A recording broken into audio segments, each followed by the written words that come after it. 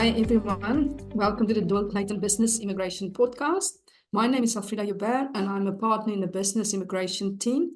I am joined by David Ritchie, a senior associate in our team. We are here today to discuss major changes that were introduced to the skilled worker immigration rules on 4th April 2024.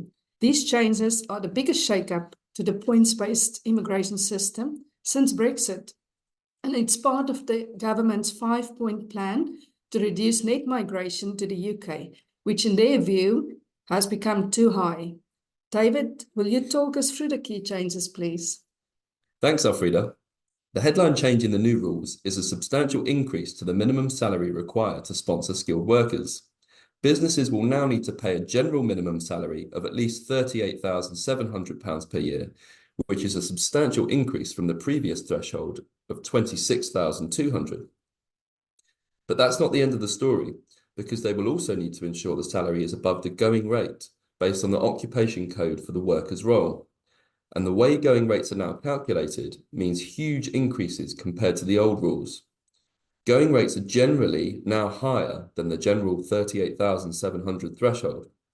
Under the old rules, going rates were calculated using Office for National Statistics data for 2010 salary levels at the 25th percentile, so lower than average levels typically paid at that time. The new rules require sponsors to pay skilled workers at least the median salary level, so the 50th percentile, based on 2020 data, which represents a big jump.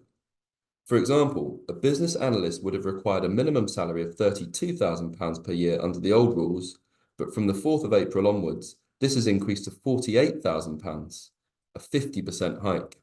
Wow, that is a very substantial increase. Are there any exemptions or discounts that businesses can benefit from? Some, yes. So going rate discounts of 10 or 20% apply to workers who hold a PhD in an area relevant to their role or in a STEM subject. Those who are new entrants to the labour market benefit from a 30% discount on the going rate, but must also be paid at least £30,960 per year, an increase of £10,000 compared to the old rules. To qualify as a new entrant, the worker must broadly be either a recent graduate or under the age of 26. They can only be sponsored as new entrants for a maximum total period of 4 years, so employers will need to ensure salaries reach the full going rate before the end of this period, or the person will not be able to extend their visa. Under the old immigration rules, there was a shortage occupation list which allowed businesses to pay a lower salary to workers sponsored for roles in which there were skill shortages. Is this still the case under the new rules? Yes and no.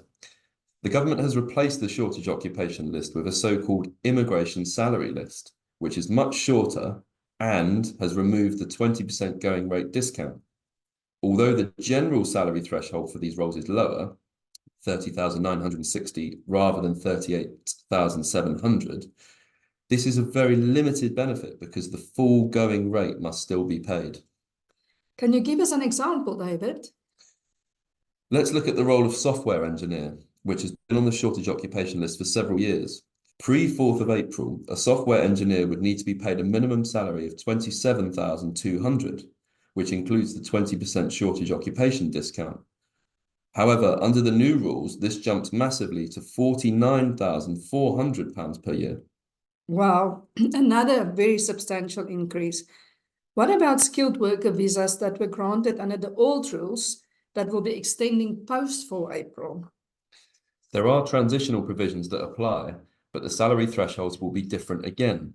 Broadly, at least £29,000 per year, or going rates pitched at the 25th percentile of current salary levels. This represents an increase, but a less steep one than for new hires applying for skilled worker for the first time. So it's very important that businesses will need to be aware of these different salary thresholds to ensure workers are able to extend before their current visas expire. Are there any positive developments in the new immigration rules? Yes, one piece of good news is the expansion of the rules regarding supplementary work skilled workers are allowed to do. Skilled workers may now work outside of the core working hours of their main sponsored role, as long as the supplementary work meets the minimum skill level of RQF Level 3 that's A level or above, and is limited to a maximum of 20 hours per week. Under the old rules, this was more restricted, as workers could only do supplementary work if it came within the scope of the same occupation code as their sponsored role or was on the shortage occupation list. So we might now see skilled workers take more supplementary employment as they have the right to work in a broader capacity. Well, some positive news at least. Thanks for that helpful summary, David. The key takeaway seems to be that sponsor license holders should be checking their list of current skilled workers, as well as any applications for new hires in a pipeline, to ensure that new salary thresholds are met. They should also be thinking about any discounts that could potentially apply while being aware of their limitations. This now brings us to the end of our podcast. We hope you found it helpful.